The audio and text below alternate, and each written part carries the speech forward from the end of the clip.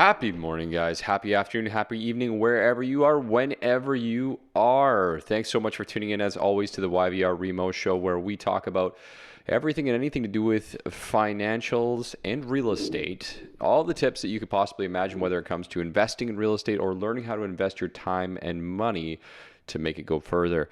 Today's episode, we thought we'd bring on a living legend. That's right, a living legend. His name is Danny Evans. Now, Danny is a really awesome guy. If you get the chance to meet him or know him, he is unforgettable. Danny's been in the industry for about 41 years, and he has a passion for educating his clients to do more with what they already have available, including his famous little tagline, "Move up and get your home for free." Danny's a really, really cool cat. Again, he's been around for 41 years, seen the highs of the highs and the lows of the lows. And the one thing that we learn about Danny is he knows how to take advantage of both a good and a bad economy. So he's definitely someone that you want to pay attention to and listen to. And he's a great storyteller. So look forward to this episode. But before we get started in the episode, what we always love to talk about is giving away free mugs and coffee. So today we have a 5-star review from a gentleman named Anthony Dick. Anthony, thanks so much for listening to the show. We really appreciate it. And for the 5-star review. Anthony says, always full of great info. Every episode I listen to, I learn something new. Tons of useful and relevant content. Keep it up. Hey, Anthony, thanks for sending that review along. That means a lot to us. Our goal every single time is not to give you fluff, but give you the straight goods. So we appreciate you checking out the show and listening along. And if you love the show and you want to win yourself a Thrive mug as well as some coffee like Anthony did, make sure to leave a review and let us know. The reviews can be found on iTunes. Guys, thanks so much for checking out. On behalf of myself, Alex McFadden, my partners Derek and Dean, we are Thrive Mortgage Co. Enjoy the show.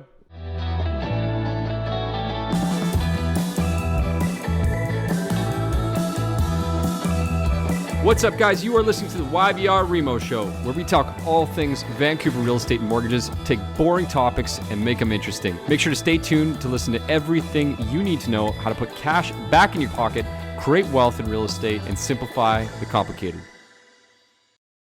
And we're excited that you're going to share your feedback and expertise over 5 decades of real estate, which is, holy cow. We've got the golden cow here. Who thought anyone could make it that long?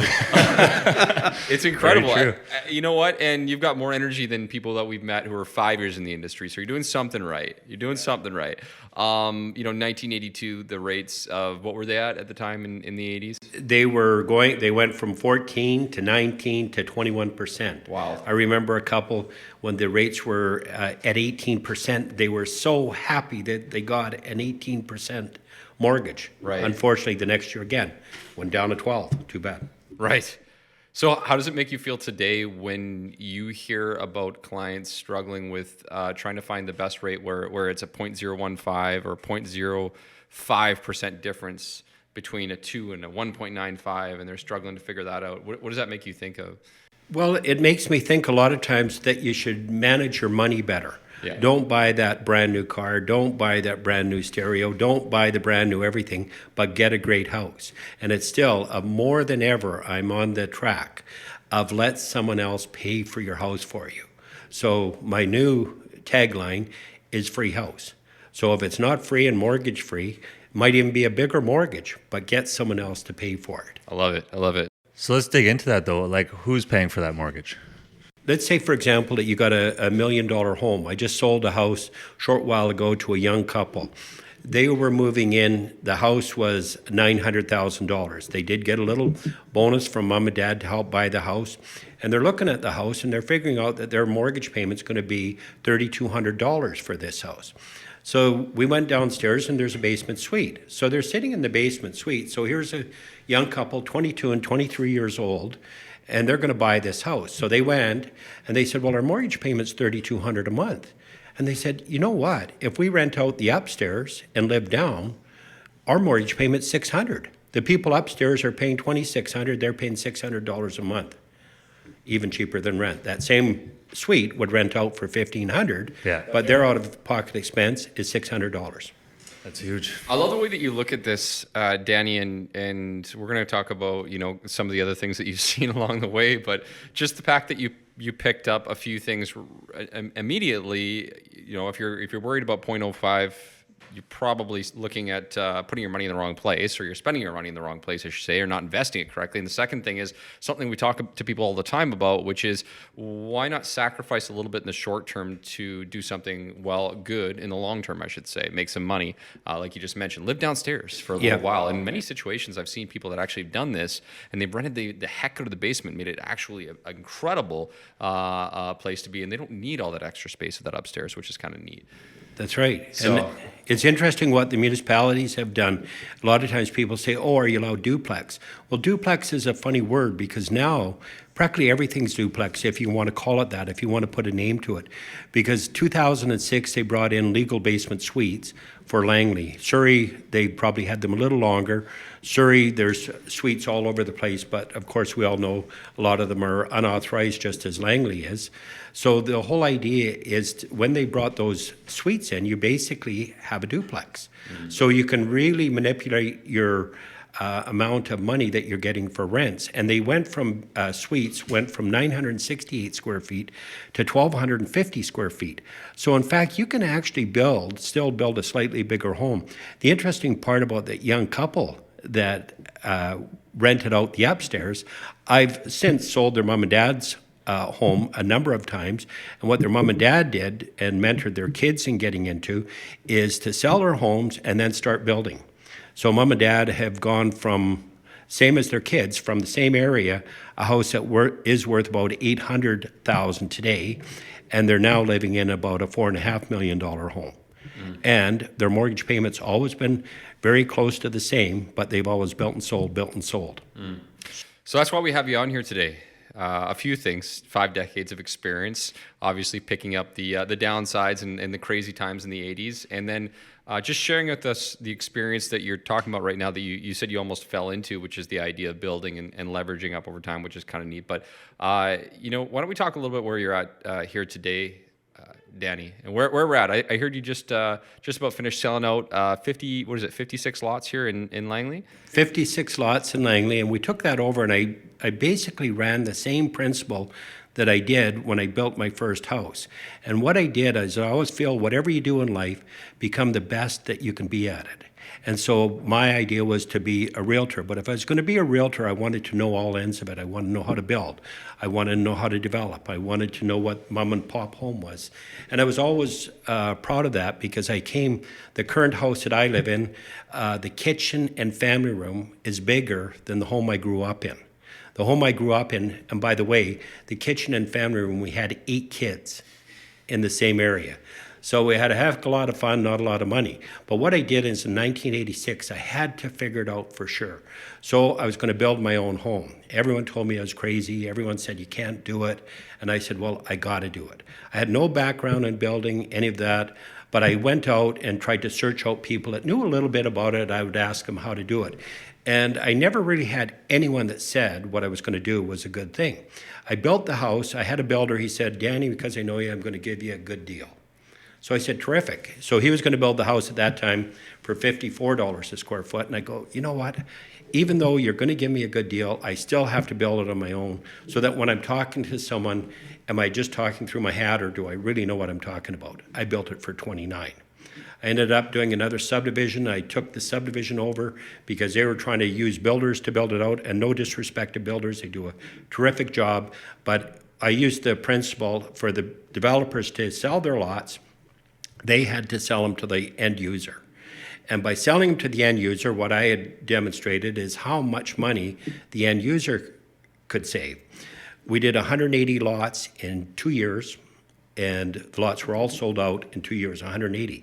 That trend followed right through to now, where I ended up going into a subdivision with 56 lots, and I ended up with about 30 of the lots to sell. And guess what?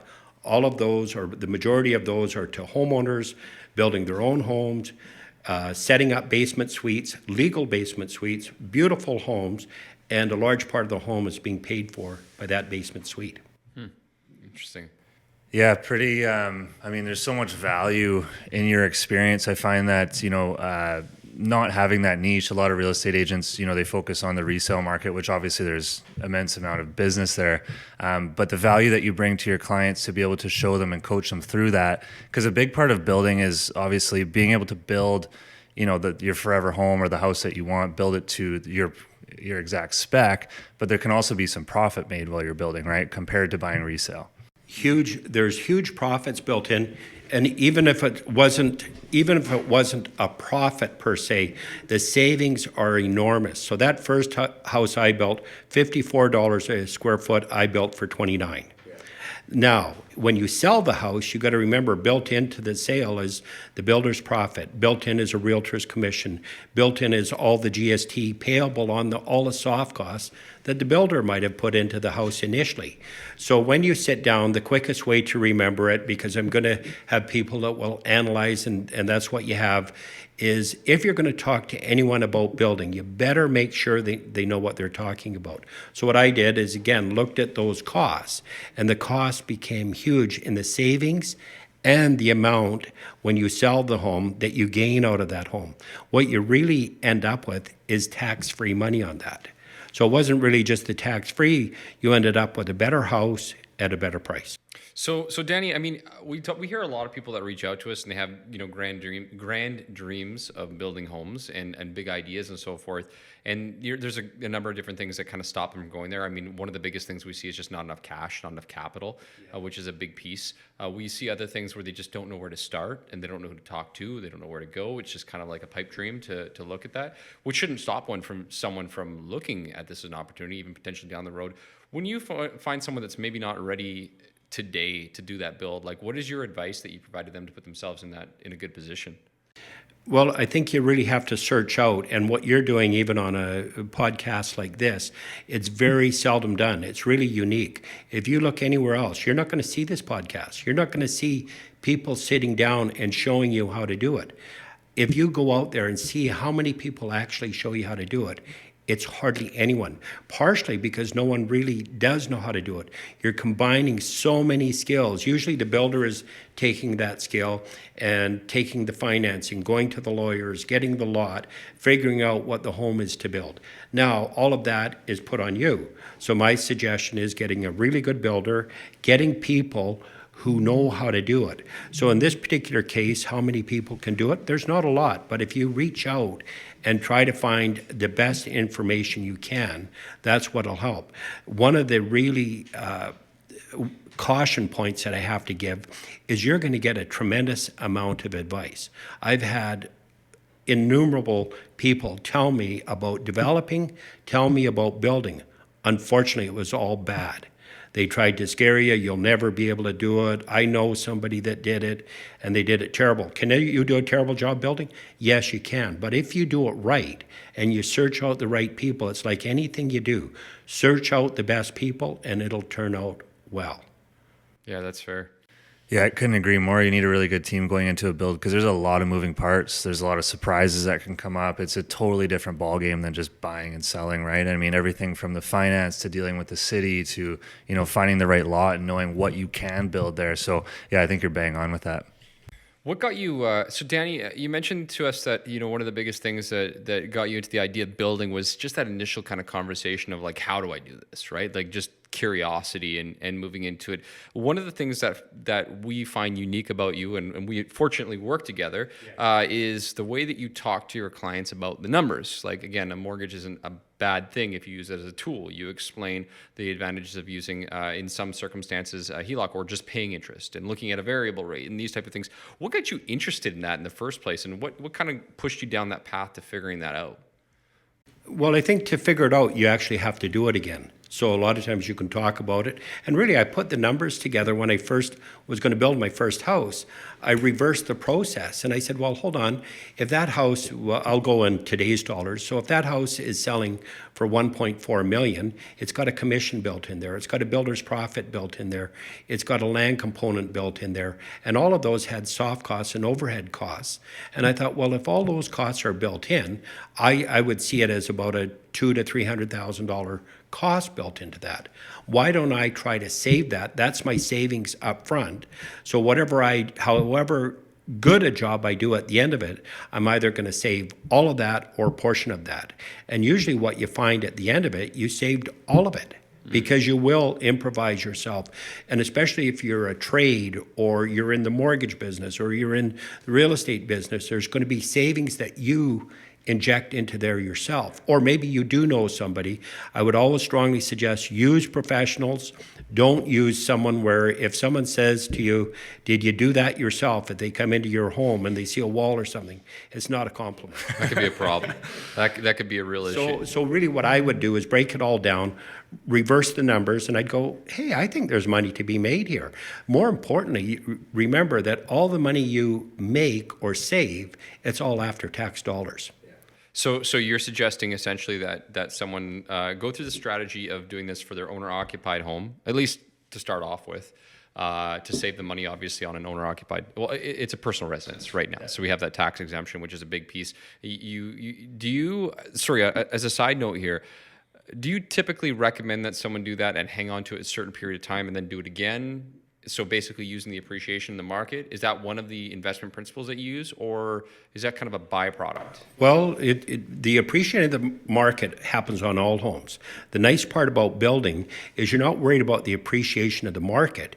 You're actually making money the day that home is built.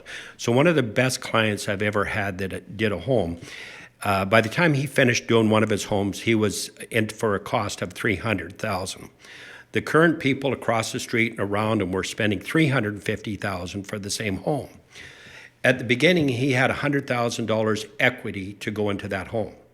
So the market went down, let's say took a bit of a crash. The market went down $50,000. So it went down, the 350 home went to 300. The person that built their own home still had $100,000 of their equity. Those that went out and bought it, they only had $50,000 left. So in other words, it's recession-proof. You make money on it. But the nice part is, as you've mentioned, not only do you make money on the build, as it escalates, you also make money on the escalation of that.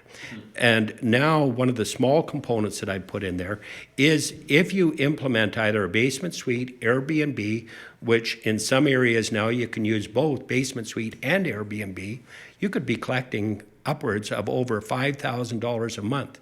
And overnight, guess what? No mortgage payment. One of the other interesting things that's happening, though, in the building, and I'm sure you're seeing it, is families moving together. Yeah. So now you have these families moving together, and it's working beautifully for them. So they're building beautiful homes with suites, but they're not on top of one another. Just got to get along with mom and dad. Yes.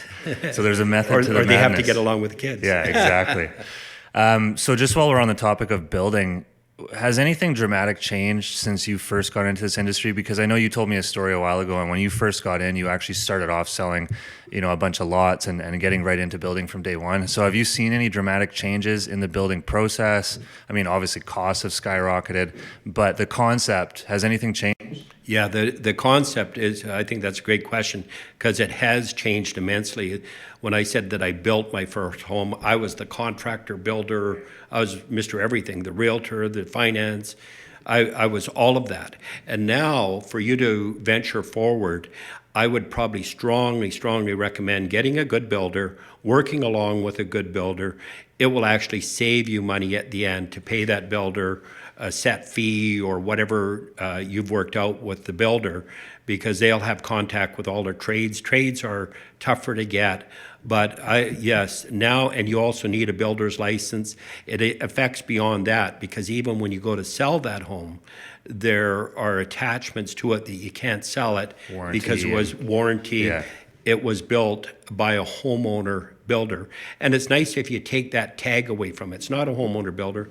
It's built by a contractor, but you still save all the money. In fact, you're saving as much, and even retracing my steps. And I did end up working with a good builder all the time. So just to be clear for the people listening to this, Danny, can you clarify what you're suggesting in this case scenario is a comparison of someone buying a new home from a quote unquote developer who's built it out in the lot where you're paying all the expenses plus their cost, versus the idea of contracting a builder or in the trades and so forth that you decide to work with and doing it on your own, correct? That's right. Awesome. Perfect. Just want to make sure everybody listening is on the same page as us, because this is really new strategies and conversations for a lot of people that are out there. So it's cool to kind of expose this and break it right down. So It's interesting because we had Jamie Schrader on recently, who actually, and one of the things that he shared with us too is that commercial was a space of his words, big fat white men, who that's exactly what he said, smoking cigars and drinking. And there was a myth that there's all these crazy knowledge pieces that you need to know, and the reality is there's a lot to know, but it's not as mythical. You just need to know where to go and look for it. So this, I think, is just same sort of feeling around the building space, where maybe not big fat white guy per se, but there are people out there who kind of hold the cards as far as the knowledge when it comes to even, where do I go to find a good builder? Where do I go to find a realtor who knows this information? And obviously we're bringing you to the table, but just generally speaking, like, where should someone even start the conversation of looking? Well, actually, I think that's really the essence of why people don't do it. What you've got here on this podcast, you're actually providing more information than I've seen people ever get for free, and on a positive vein, because most people will, again, say why you can't do it. They're cannot rather than can do people. Yeah. And you have to be can do. And if you're going to start in on this whole process and on a cannot attitude, don't do it. It will be a nightmare. Okay. If you do it can do, then you'll find a good builder. And if you know a builder and someone that's recommended to you, it's extremely valuable. And that's where it will start. But what a builder sometimes can't do is do the financing. So then connect it with financing is really a big part of it. Of any part in starting the construction, it's the financing. So they have to come to someone, and I'll put the plug in for a Thrive Mortgage. We've done a lot of work with you, and it's been immense help when you can get someone to go to a finance company that understands it. A lot of times, if it's a bank, no disrespect to the banks, they do a tremendous job when they're doing the lending. But on something specific like building, you have to be able to look eye to eye. And if you haven't done it personally, maybe you know someone that has, and say, hey, look, let me reach out and talk to this person. I think the skill or the something that I provide is something that's very rare in the business. Because I've done it, I've done the financing, I've done the building, I've done the developing, so I can figure out how you put a basement in a house, how you might not get a basement, why you should do it in certain aspects. And unfortunately, it always falls back to the cannot. So rather than can do, there's always someone ready to take you down. So no sooner do you get going on it. Out of it, in all the years, as I mentioned, that I've done it, I've rarely had someone on a can-do attitude. Cool. It's always cannot. So there's a couple things that I want to pick out of that, and a few things that I heard. Well, number one, you got to start, because you mentioned like in the 80s there, you're like, let's do it. A lot of people turn away when it becomes a little bit too difficult. And that applies to, we talk a lot in this podcast about quite simply just buying a home. Sometimes we talk about the idea of investment opportunities for people. And the biggest fear when it comes to investing in any form, especially in real estate, is often the fear of failure or the fear of losing money. And I imagine that's the same when it comes to building, that you commonly hear from people as well. The other thing that I really heard is the attitude. And Danny, that's something that we've come to know about you, about your business and how you run, is just that positive energy that you bring to the game. I really want to go back to just, I want to go a little bit wider on this conversation and talk a little bit about, again, so you've been doing this for 5 decades now and served, 41 years. 41 years, so 4 plus. 5 decades. Amazing. What I want to know from you is, someone to have that kind of longevity and still be at the top of the game, selling, 100 plus homes this year. It's going to be on track, 100 homes. 100 homes, unreal, and still have this kind of energy. Is what are some of the biggest things? Maybe not construction per se, but what are some of the biggest things that you've seen change in, let's say, the last 5 to 10 years, or this decade, any decade that you want to pick? Just recently. Well, I think one of the big parts and part of my energy is knowledge. Because my knowledge is there, and so what is really difficult, I make look easy. So then once you have that knowledge, you can make things look easy. What is the biggest change? Is doing just what we're doing here, talking.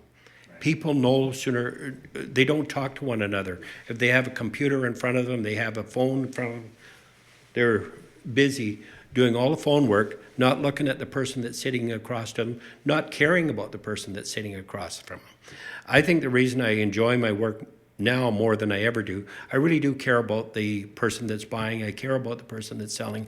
I don't want to make a deal just for the sake of making a deal.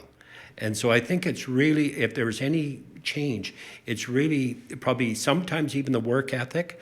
One of the things that it's the biggest change that I'm seeing is everyone wants to tell on other people. Now in COVID, I heard someone the other day had some kids in the backyard visiting. The neighbor called the police on them because they had kids in their backyard visiting. And to me, like other people, I might be against the grain on that, but we grew up, we looked after ourselves, we did everything on our own. Now there's rules for everything. Don't you know there's a rule for that? So of anything that's changed, it's the rules. And even now, I look at a lot of the rules and I say, how do you know that's true? Yeah. And a lot of times people don't know. They just think that that's a rule, so you can't do it. Yeah. I don't say that I break the rules, but I certainly stretch them. Love it. Well, it's funny you bring that up. It kind of ties into everything, really, right? Like it's compliance at our offices. It's the way financing has gone has become much more strict. It's the way that builders operate. It's the way that the township operates. It's everything really has gotten a lot more strict, and I'd say that 100% mimics what we're seeing in our business as well. Yeah, I got to say, and the other thing I picked up from what you said there, Danny, was access to information is big. So just talking on that for a quick second, you've referenced our show. We're one of, I'm sure a few different formats of podcast or so forth that are out there in this space. And just trying to, we talked about before you came on, I'm like, I want the goods, Danny. Don't hold anything back. Yeah. Do you think that access to information on the phone or computer or in audio or whatever it is changing the buyers that you're working with and the sellers you're working with? And if so, good or bad? It's changed immensely. And I think how you access that information and having that information available is invaluable. Because even if someone let's say whether it's building or whatever you're doing, I think it's important that people look after that. I'll give you an example. Here's where it's changed. When I was at university, we had microfiche. And hardly at that time anyone used microfiche. And don't let me put you off track. As I was going to university, I took a library degree along with my education degree and physical education degree. And the reason I did it is it gave me one more option to get into something. But what I did is that I learned how to use microfiche. And I learned how to take snippets of something. So rather than reading a whole book, I could get it in Cole's Notes version in three or four pages. My marks went from a C+ to an A, and because I had access to knowledge. And so the difference is in the computer now, if you're good at it, you're looking for those small tidbits of knowledge that you can get quickly. So a lot of times you don't need the whole book. You just need the direction that a short article will give you. So I think in fact, I think as you get older and my age, whatever it be, you have to embrace the technology. And if you don't know what it is, either get someone who does. I work with some people, whether it be yourselves or other people. I don't have to know it. I just have to say, Alex, how do you do this? And you do it like this. Terrific. You're my knowledge point. And don't be afraid to do that. I get probably mentioned all the time for asking stupid questions or dumb questions. I don't think any questions are dumb. Ask them. Ask them again. And I do it all the time. So I love the computer. I love how quickly I can access information. I back check myself. I wonder if this is true. So I love the information age. You talked a little bit to start off the episode about money and people focusing their energy in the wrong place. When we talked about a very micro difference between an interest rate, you said, well, why are you worried about that when maybe you're spending this money on a car or something else? So just referencing back to that piece, and then the other part about the fear of making a move in money. How do you overcome those conversations or even have those conversations with those people that you told us you care about, that you're working with? Like when you have somebody who's kind of on the edge and not really sure or uncomfortable, and they're holding their hard-earned cash on hand. what's typically the transition point where you're able to get them to see the light to earning that investment potential? Pen and paper. You take the pen, you say, what are your expenses now? What are you paying monthly? And I'm sure you guys do this day in, day out. And someone comes in and says, okay, I'm paying $3,000 a month. What is that on? Well, my truck payment's this, and the truck payment's at 17% or 18%, or the computer's at 18%, whatever it might be. Those huge expensive costs that maybe they're paying on Visa or something else. And you say, well, why don't we do this? Why don't we pay it out? So pull out the pen, pull out the paper, say, what are your expenses right now? And what about your mortgage? Oh, they might even have really good equity in their mortgage. Well, do you realize that maybe you should remortgage? Maybe you should refinance. Here's how you're going to do it. So when you show someone that you can take them from, and currently right now, a lot of 3.5% mortgages out there, and you show them 1.5%, add in their extra costs that they've got on other incidentals, whatever they might be, consolidate it, put down pen and paper. Here's your expenses now. Here's what they'll do. Here's what they will be. And I'm not trying to plug the mortgage, but I think it's one that is apropos to you guys. You can see that it actually works that way. So I think what I do is that I say, and that's what I like doing. I like saying, give me all your tough questions. Give me your hardest questions. And because it really comes down to one thing, pen to paper. Take those, put them together, and then you say, you realize you can do this. Now, where does the improvisation come in? The improvisation comes in, as you mentioned, one of the people that you did have in here was Steve Hill. I don't know if I'm allowed to share his information, but I will. And no rules. and there was a guy that had zero down. He didn't have one penny. 23 years old, and he's coming to me and saying, I'd like to buy a house. Well, Steve, you don't have any money. Well, fortunately, his mom and dad had money, and they believed in him. They give him the money to put down on the home, and I think this story was told here, someone else paid for it all.